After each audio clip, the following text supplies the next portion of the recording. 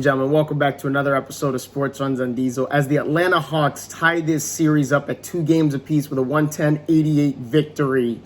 And thanks to Lou Williams, who started in place of Trae Young, who was a scratch within the hour of tip-off. And Lou Williams just with a stellar performance, 21 points, 8 assists.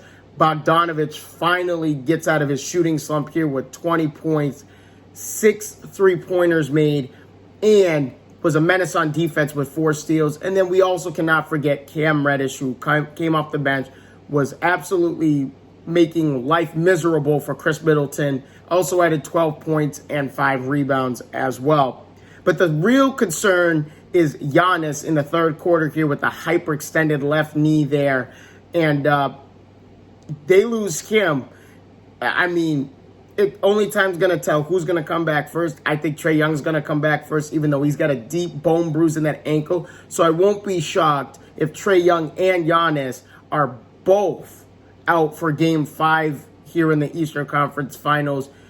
Game 5 will be played in Milwaukee, but you got to see more from Jrue Holiday and Chris Middleton. Now, I'll give Atlanta credit for the defense they played on Chris Middleton last night when Giannis went out. They made life miserable for him. But Chris Middleton has to step up. Chris Middleton didn't hit a single three-pointer last night, 0 of 7. He shot 7 of 19 from the field.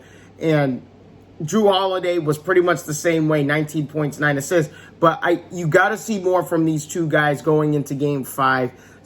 Chris Middleton is got to be the lead scorer on this team. He's got to be the number one option scoring-wise on this team. And then I got to see way more from Brook Lopez. Brook Lopez played 29 minutes last night and only scored 7 points and collected 5 rebounds. Bobby Portis played 8 less minutes, had 7.7 rebounds. Bobby Portis has been way more of a factor in this series, so I would like to see Bobby Portis maybe start.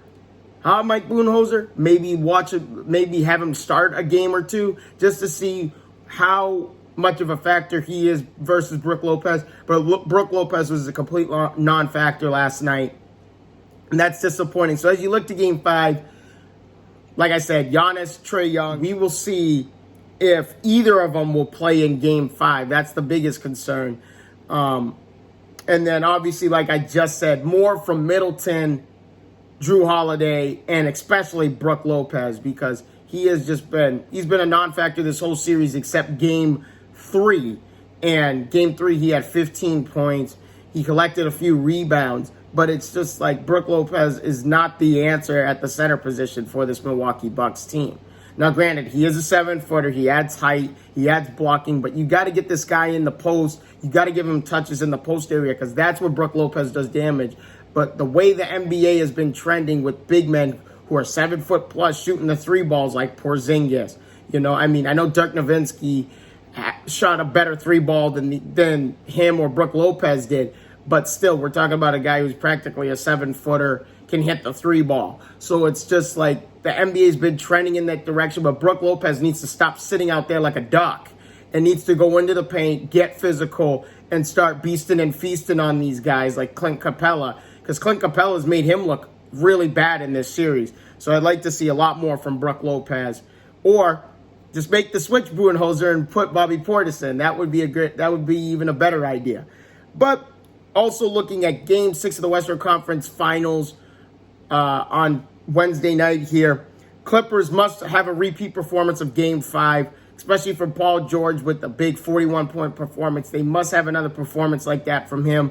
Marcus Morris has got to be a guy. Reggie Jackson's got to be the guy. These guys got to have the same performance that they had in Game 5. And if you're the Suns, you want to try and win Game 6 on the road. I know it's going to be a tough environment in Clipperville there, but you have to try and win Game 6 because in Game 7, like I said in yesterday's video, anything can happen in Game 7. So the Phoenix Suns, Booker, CP3, and DeAndre and DeAndre Ayton needs to get more touches. That's the other thing that going into Wednesday night's ball game is DeAndre Ayton needs to get more touches because 10 points, 11 rebounds is not going to cut it in terms of trying to make the Clipper defense honest. But thank you guys so much again for your time. If you haven't already, please leave a like and subscribe to the channel if you guys haven't done that already. I will see you guys all in the next one. Deuces.